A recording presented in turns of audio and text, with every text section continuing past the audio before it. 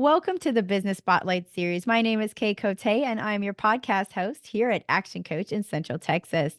Today on the show, we have Amit and Kadir, founders of Funcredible. Today, we're going to be talking about their journey to business ownership, challenges, best practices, and share a peek to what it's really like to build and operate a business. If this is your first time on our channel, be sure to like and subscribe to get notifications when we drop new conversations like this one.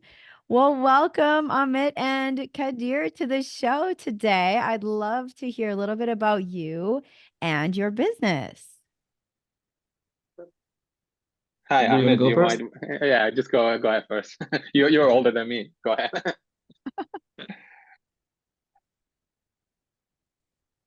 Okay, so my name is Ahmet, and I'm managing the operations and the sourcing of Funcredible. And I'm a mechanical engineer, and I also did my master's in IT at Endicott College in Beverly.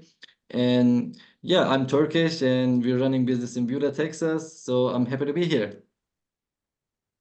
Welcome, welcome. So it's me, Kadir. My story is not a lot different than Ahmed.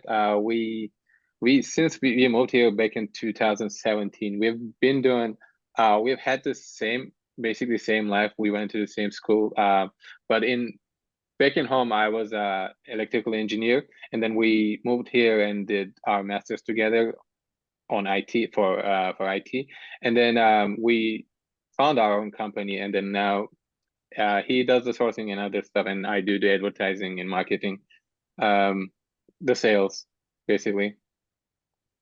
Oh, that's very cool. Yeah, I'd love to dive in, kind of like talk about the business ownership. Are y'all partners and in the business? Yes, we are. We are like half, like co-founder, I would say. Like we founded the company together.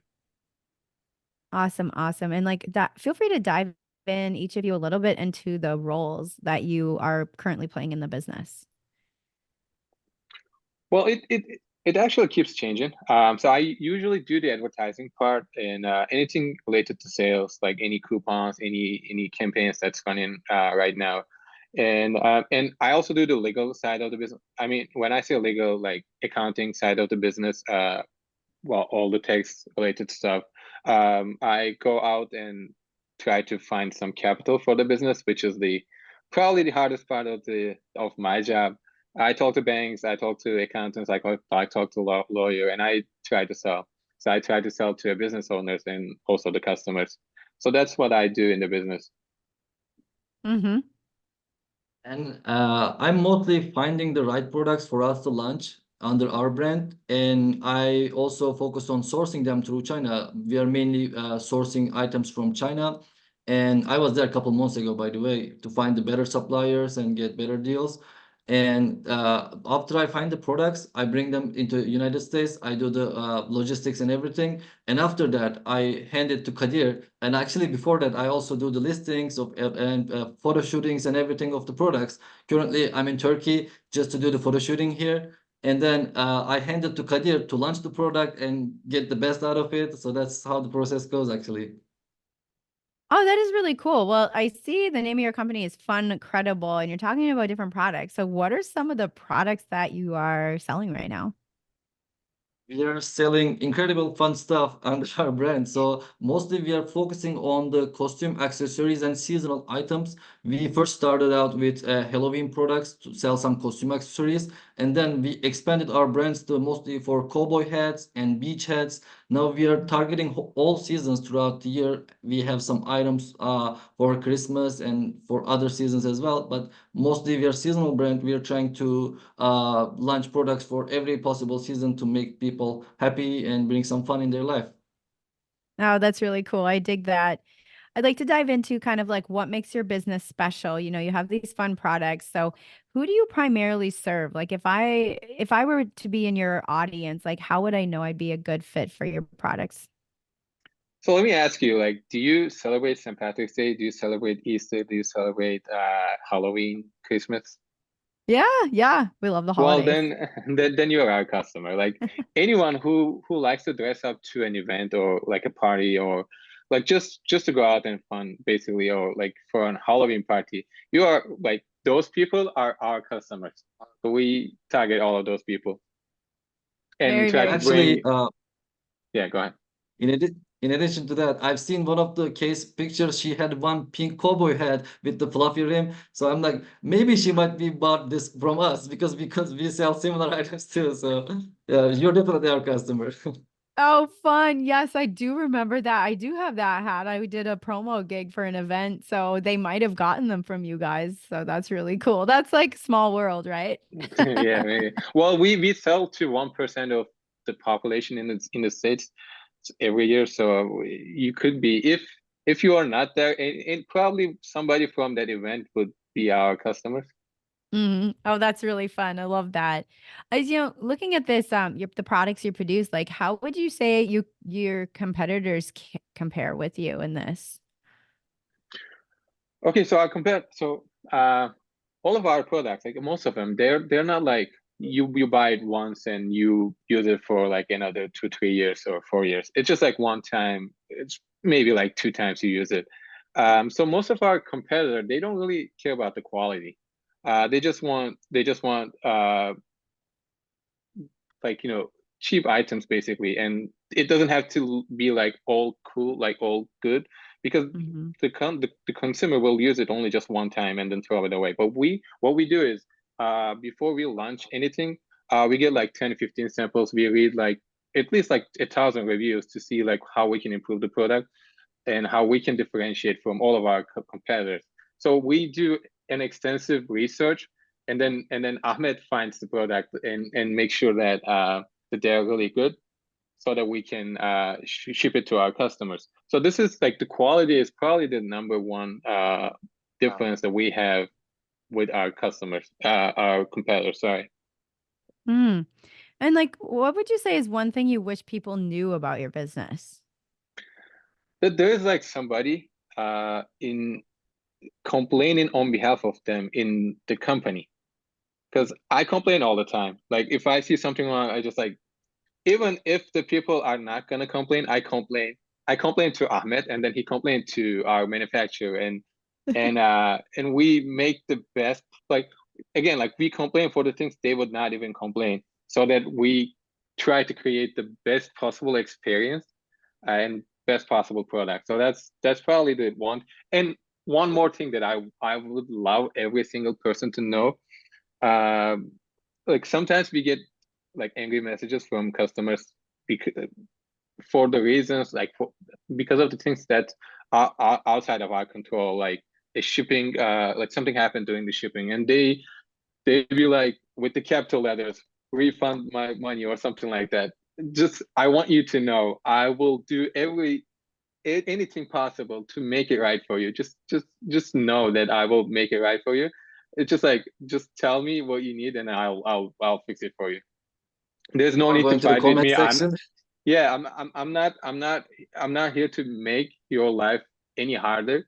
It's just I'll make it easier for you. Just let me know what you need and I'll fix it. I'm just like reading your message like with a smile, and I'm just trying to see like how we can make it better for you, make it right for you. Hmm. Just we will fix it. Just ask it kindly, nicely, and know that we are ready to make it right for you. Oh, that is good to know. I dig that a lot. This kind of leads me right into marketing, actually. The marketing, which is kind of something it's like very vital to businesses out there, and that communication within marketing. So I'm always curious to, what successful businesses are doing, and what would you say you're doing for your marketing strategies right now that are working the best for you?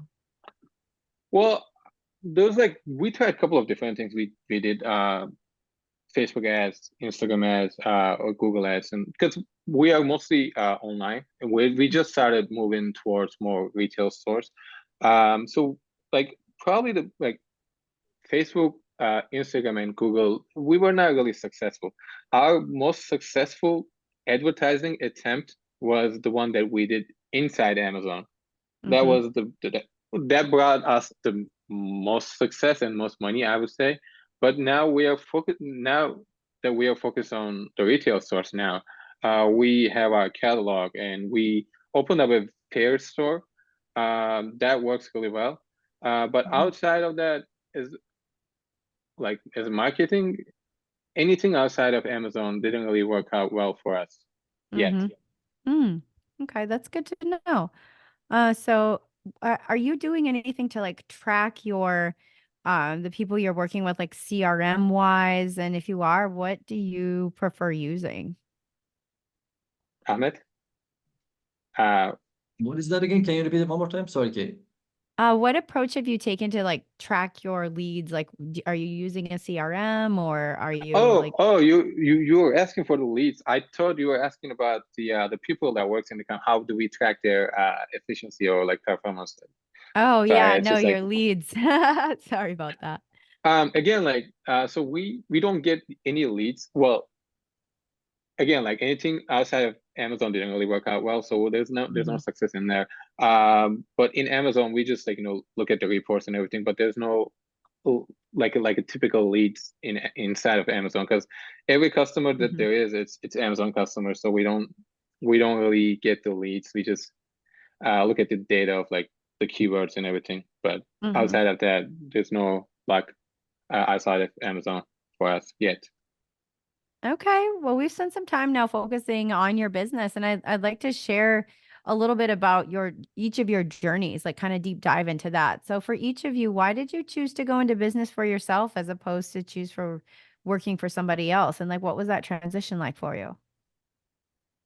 For me, I think that comes from my father because since I was young, he was always running his business. He had restaurants and he was always running his own business. So he was my role model when I was young.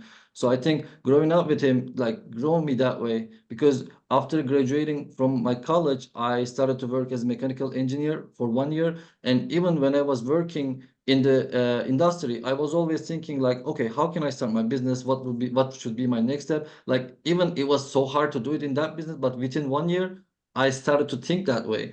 But about the selling on Amazon and starting our own business, the idea like the reason we wanted to get into this business was because the idea of selling on Amazon, like even if you ask people who like had an idea, like it sounds like super simple when you first hear it because people say, okay, you find the right product and then you source it from China and then you send it to Amazon warehouses and that's it. Boom, you just get the sales and you make profit out of it. So this process sounded so simple and smart for us because you don't do hands-on job a lot because you're only on the computer and you just like manage all the operations. And if you can make the process work out well, then you're good to go. So that made us to decide actually to get into the Amazon business. But other than that, I think I never saw myself like working a 9 to 5 job because I was always had this idea on my mind to run my business. Like, yeah, that's what I can tell.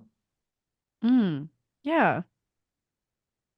So for me, it's like it would be the freedom that we get from being a business owner, because once for the first couple years, it's not you don't really get any freedom because you just started up. So it's just like it takes a lot of work. You have to work probably way more than a 9 to 5 job.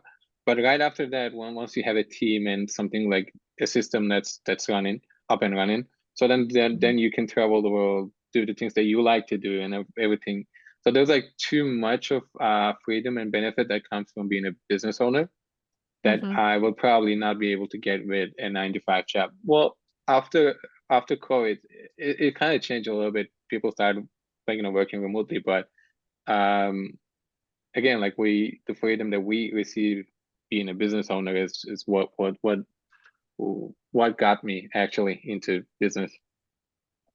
Those are really great answers and very true. It's one of those things too. Yeah, you can like create that freedom for yourselves. And so I'd love to hear about a roadblock. Especially, Oh can yeah, I go add one ahead. more comment over that? And Yeah. especially if you have a business partner that you can get along with, it's amazing because like see, like we are making an interview right now. He's in Texas, I'm in Turkey. Like I have my freedom and like 3 months ago he was in Turkey having fun with his family for 2 months. Like I don't think any 9 to 5 jobs, if you're not working remotely, can allow you to go for a vacation or something for 2 months. But we have this flexibility as long as the other partner is working and covering all your like things that you need to do. It is really amazing to have your own job. Partners are great. That is awesome. Well, I'd love to hear about each of you, an experience that you've had within like starting this company that like presented a roadblock or a challenge that you had to face and you overcame it. Do you have something you'd like to share? Yeah, actually, the challenges when we were starting, we didn't. So we launched the company at the end of 2020, right?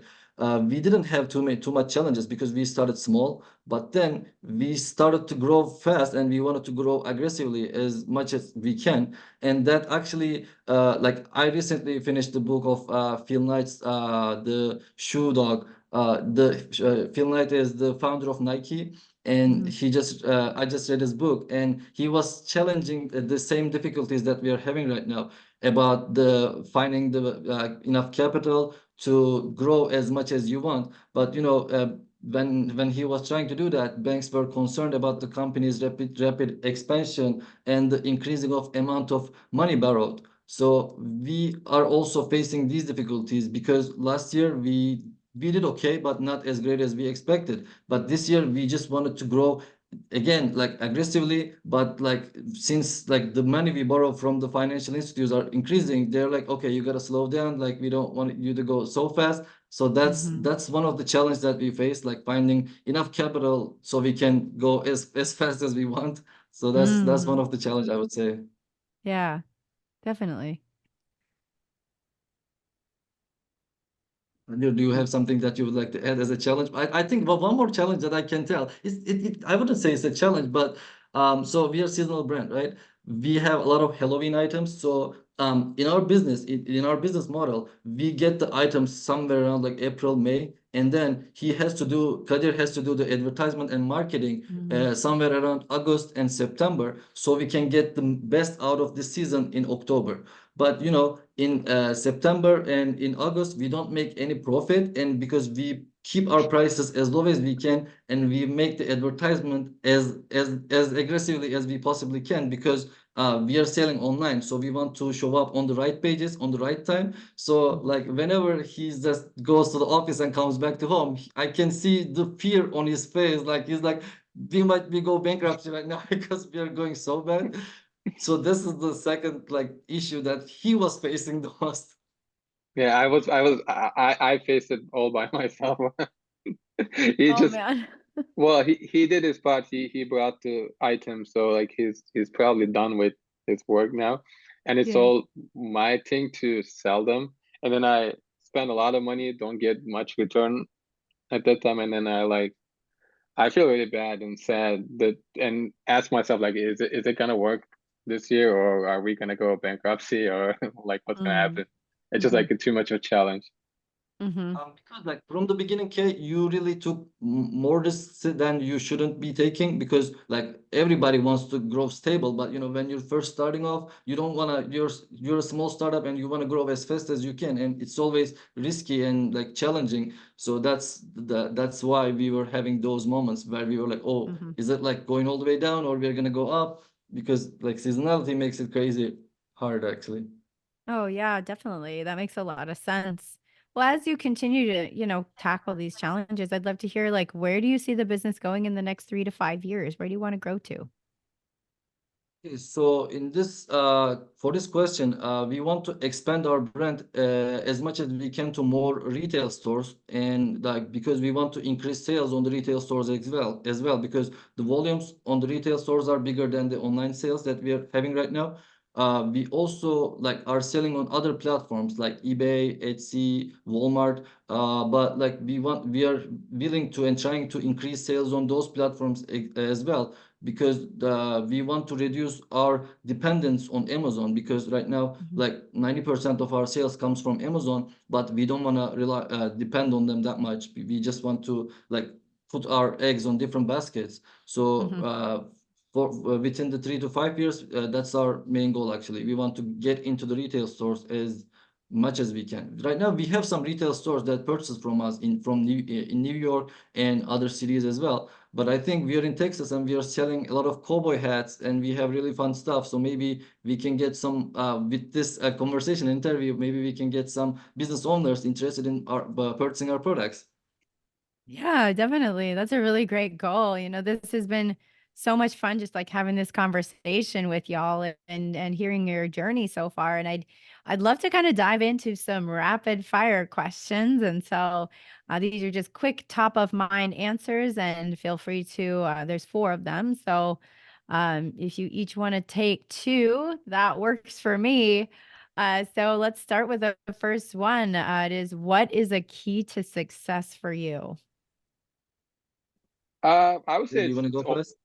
it's over delivering. So like all of our products are over delivering. Like so you want to buy a product, we send it with something else that's like a compliment, and then you wouldn't really think about the product first, but then when you get it, you will look at it and it's just like it makes so much sense and you love it.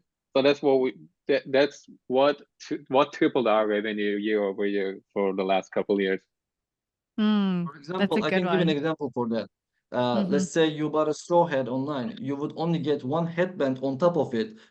Like that's on it. But when you purchase it from us, you will probably get 2 more headbands that can fit with your different outfits. So you can basically change it and use it with different outfits. So I think that's really for a woman, that's really important thing, because they love to dress up and change, like having one hat with different combine it with different things would be a good thing for them. So I think this is one of the things I would give an example. Oh, I like that. Yeah, some variety. I like that a lot. What is one piece of advice you have for other business owners? Don't Um, rush it. I think Yeah, don't rush it, and know the numbers. Mm-hmm. Know that whether you're making profit or loss, and just keep working hard, like as hard as you can. and grow stable, not aggressively. I don't think that's a good idea, because then you grow 1, 2, 3 years from the beginning, but then you start to realize that it's not healthy. So you're trying to find ways to make it stable. Very true. So what is a piece of content or book, podcast, anything that you're reading right now that's impacted you? I think the shoe dog, I just mentioned that. I just read it and it just reminded me of our story. And like not only the challenges that he faces, but also there are a lot of different outcomes that we can learn from him and his journey. So Mm-hmm. definitely I would say shoe dog. I would recommend it. Awesome. And final question we have is, if you, and this one both of you can answer too, because it might be really different. We'll see. If you had to choose only one area of business you could immediately improve tomorrow, what would it be? Optimize the business. Use as many as tools to make it like a lot easier to run the business, I would say. Mm-hmm. We talk about it all the time. Let's use more automation in our business, because that's what makes it easier for us. Yeah, yeah. Having all the nuts and bolts perfectly aligned means more time to focus on creating new items and fun stuff for our customers, right? Well, very cool. Well, this has been so good. And I'd love to get, before we get to the final question of the day, I'd love to hear, like, how can people connect with you and find your products? You can do Funcredible.net, or you can find us on Fair, the wholesale platform Fair, and just go there and put Funcredible, or you can just email us at info@metreu matreu.com. Or Awesome. if you're just like a regular person and if you want to buy cool hats or cool costume accessories for Halloween or for your upcoming event, you can just go on Amazon or any platform and you will definitely find us there. You can just search Funcredible and boom, we are there. Great. Well, definitely excited to check out some of your stuff for sure. So final question for the day for both of you. What is most inspiring to you today? Actually talked about this, like we were thinking that, like I was thinking of having this question at some point. So I think we have the same thing that inspires us today, which is walking into the major stores like Walmart, Target, and seeing our products on those stores shelves and seeing that, like that would make me feel like really happy. So that's when I wake up, I'm just like working towards that goal. So that's inspiring me the most. I even have the Instagram post ready. in my mind, I'll just go in front of them and take a picture of it and share with a probably good quote, something related to success or anything. I'm just waiting for that day to happen. I love it. You're manifesting it. That is Yeah. awesome. Well, definitely. Well, thank you both for being on the show today. It's just been so inspiring and so much fun to hear your story. So thanks for being with us. Yeah. Thank you for having us Thank you, Kay, and for your giving us the hospitality. opportunity.